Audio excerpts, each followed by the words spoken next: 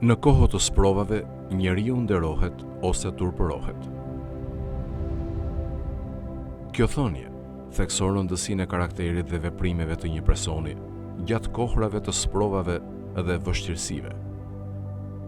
Ai thekson se vlera e vërtetë e një personi zbulohet kur ai përballet me sfida dhe vështirësi.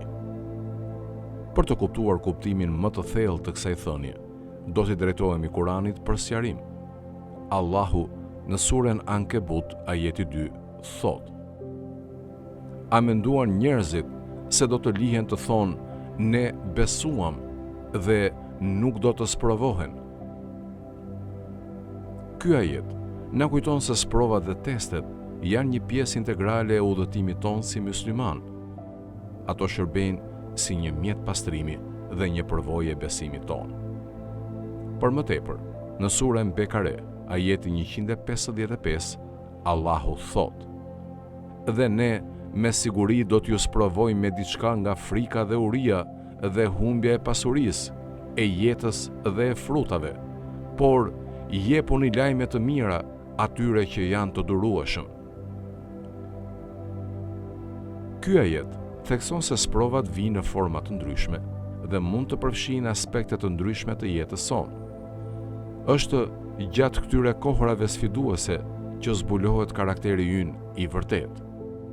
Thënia e Imam Aliut thekson se është në kohë sprovash që përcaktohet vlera e vërtet e një personi.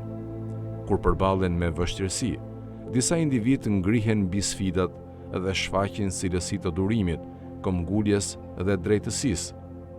Veprimet dhe sjellja e tyre gjatë këtyre kohrave të vështira u sjellin atyre respekt, nder dhe admirim nga të tjerët. Ata bëhen burim frymëzimi dhe udhëzimi për komunitetin. Nga ana tjetër, ka nga ata që i nënshtrohen presioneve të sprovave dhe vështirësive. Ata mund të përdorin sjellje jo etike ose imorale, duke komprometuar vlerat dhe parimet e tyre. Individ të tillë sjellin turp mbi veten e tyre dhe humbasin respektin dhe besimin e të tjerëve. Veprimet e tyre jo vetëm që dëmtojnë reputacionin e tyre, por kanë edhe pasoja negative për komunitetin e gjerë.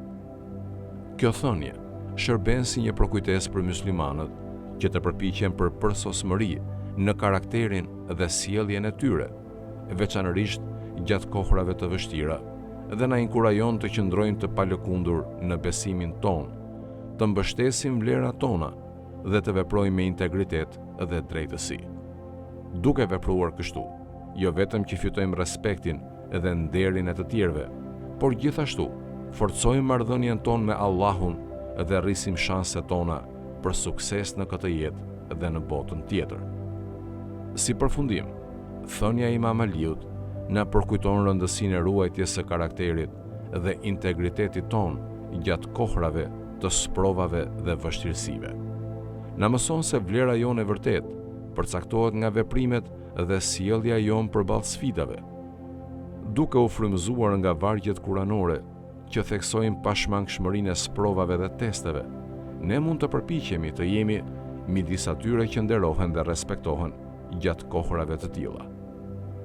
Allahu na dhën të forcën dhe urtësinë për të lundruar nëpër sfidat e jetës me mirësi dhe drejtësi.